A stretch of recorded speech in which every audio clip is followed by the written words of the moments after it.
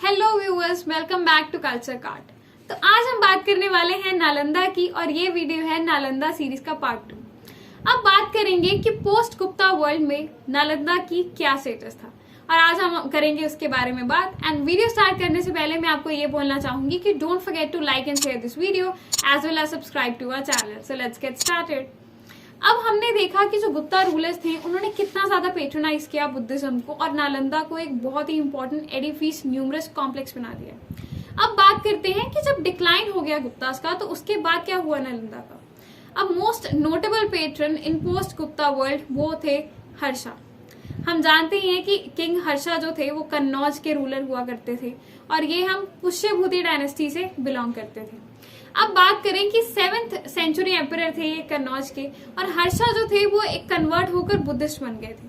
और हम ये देखते हैं कि वो अपने आप को नौकर कहा करते थे ऑफ द मंक्स, वो अपने आप को सर्वेंट ऑफ द मंक्स माना करते थे जो कि नालंदा में थे। अब उन्होंने एक मोनास्ट्री को बनाया ऑफ बुरास जिसमें हम देखते हैं कि महाविहार भी था और उसका जो खर्चा था वो 100 विलेजेस के रेवेन्यू से चलाया जाता था उस टाइम के। अब बात करते हैं कि अराउंड 1000 मंक्स जो नालंदा के थे वो जब हर्षा का रॉयल कांग्रीगेशन हुआ था कन्नौज में वहां पर प्रेजेंट थे। तो हम यहीं से देख सकते हैं कि हर्षा जो है वो कितनी इंपॉर्टेंस अकॉर्ड करते थे टू दीज मंक्स। अब बात करें कि much of what is known of Nalanda before the 8th century is based on travelogues of Chinese monks Xuanzang and Yijing. और हम जानते ही हैं कि जो नालंदा के बारे में पहले जाना जाता है, जो गुप्ता रूलर्स के बारे में देखा है, तो हमने पिछली वीडियो में भी देखा कि ह्यूआनजंग ने बालादित्य के बेटे वज्र के बारे में बोला था और उन्होंने ही बोला था कुमार गुप्त या शाकर गुप्त के बारे में। हम यही देखते हैं कि जो इनके ट्रैवलॉग्स हैं इन्हीं में से हमें जो डिटेल्स मिलती हैं उनके बेसिस पे हम जो वहाँ की क्रोनोलॉजी है उसे सेट करते हैं। तो वहीं के बेसिस पे हम जानते हैं कि इसके बाद हर्षा के टाइम पे एक स्पेसिफिक राइटअप लिखना शुरू कर दिया था जिसकी वजह से बाद की क्रोनोलॉजी को समझना थोड़ा सा इजी है। अब ह्यूआनजंग की बात करते हैं। तो ह्यूआनजंग को ह्यूटसेंग भी कहा जाता है एंड आई एम श्योर आपने इनका ये दूसरा नाम ज्यादा सुना होगा, किताबों में भी आपने इन्हीं का नाम सुना होगा ज्यादातर। तो ये ट्रैवल करते हैं इंडिया को between the years of 630 and 643 CE और ये नालंदा भी जाते हैं फर्स्ट इन 637 और उसके बाद ही वहां हमें नजर आते हैं इन 642। अब बात करें, इन्होंने टोटल 2 साल बिताए थे मोनास्ट्री में, यानी कि हम ये जान सकते हैं कि ये नालंदा से बहुत अच्छे से वाकिफ थे। इनको वहाँ के रोज का कल्चर भी पता था, इनको ये भी पता था कि लोग वहाँ पर किस टाइप का जो सोशल सिस्टम है उसे फॉलो करते थे, वहाँ इकोनॉमी कैसे चला करती थी। तो ये एक बहुत ही प्रोमिनेंट स्कॉलर थे जिन्हें कल्चर के बारे में बहुत अच्छे से पता लग गया था, तभी इनकी जो ट्रैवलॉग है उसे इतनी ज्यादा इंपॉर्टेंस अटैच की जाती है।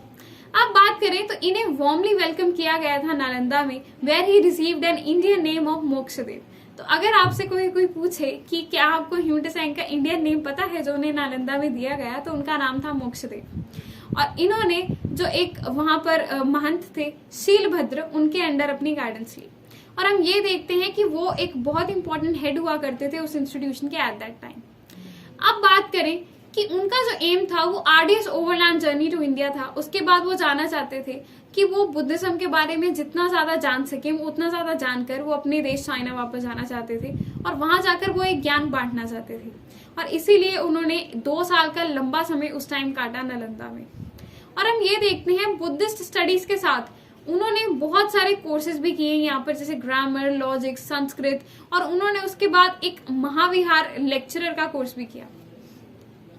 अब ह्यूआनजंग जो थे वो बहुत ही कंटेम्प्रेरी हुआ करते थे और हम ये देख सकते हैं कि वो एस्टीम्ड गेस्ट थे हर्षा। अब हर्षा की बात करें तो जब भी वो किसी बुद्धिस्ट मंक से मिलते थे तो हम जानते थे कि बहुत ज्यादा ओवरजॉयड हुआ करते थे और इससे हम देखते हैं कि जो एम्परर की म्यूनिफिसेंस है उसे हमें डिटेल में पता लग जाता है।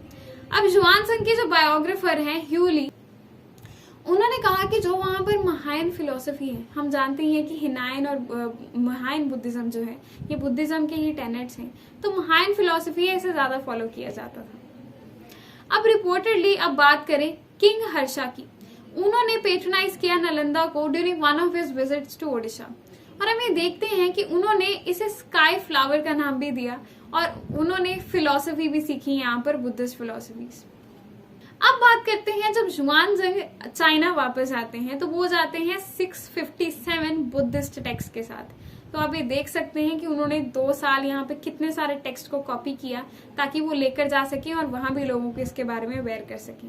और हम ये देखते हैं कि 150 रेलिक्स को भी लेकर गए वो, और 20 घोड़ों को लेकर गए, 520 केसेस को लेकर गए, और हम यहीं से देख सकते हैं कि उन्होंने 74 टेक्स्ट जो उनमें से थे उन्हें खुद भी ट्रांसलेट किया।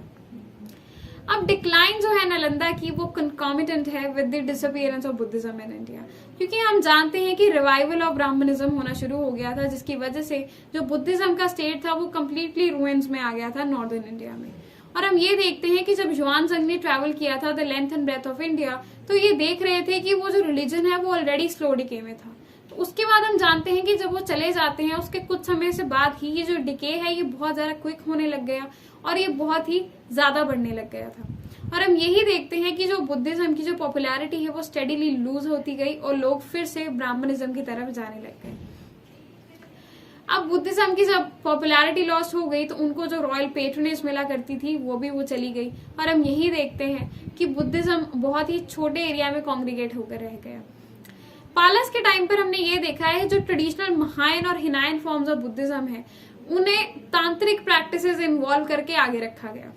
तो हम ये देख सकते हैं कि जो हिंदू फिलोसफीज हैं in the subcontinent and waning of Buddhist Pala dynasty after the 11th century, तो उसके बाद हम देखते हैं कि बुद्धिज्म सिर्फ मल्टीपल फ्रंट्स पे रह गया था, पॉलिटिकल, फिलोसफिकल, मॉरल, और जब भी ऐसी सब चीजों के बारे में बात होती थी तब बुद्धिज्म की बात होती थी, बट डेली लाइफ में बुद्धिज्म का इतना ज्यादा सिग्निफिकेंस रह ही नहीं गया था।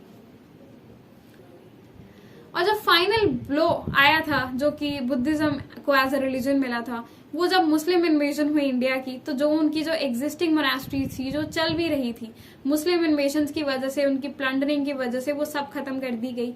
और हम ये देखते हैं कि वहां पर ब्राह्मणिज्म के बाद मुस्लिम और या इस्लाम फेथ की इजाफा हो गया। और हम ये देखते हैं कि मुस्लिम इन्वेजन के टाइम पे बहुत सारी जो बुद्धिस्ट श्राइन्स थी, इवन हिंदू टेम्पल्स को भी बहुत ज्यादा आहत पहुंचा। और हम ये देखते हैं कि बहुत सारे जो टेम्पल्स थे, बहुत सारा जो कल्चरल आर्किटेक्चर था उसे कम्प्लीटली डिस्ट्रॉय कर दिया गया था।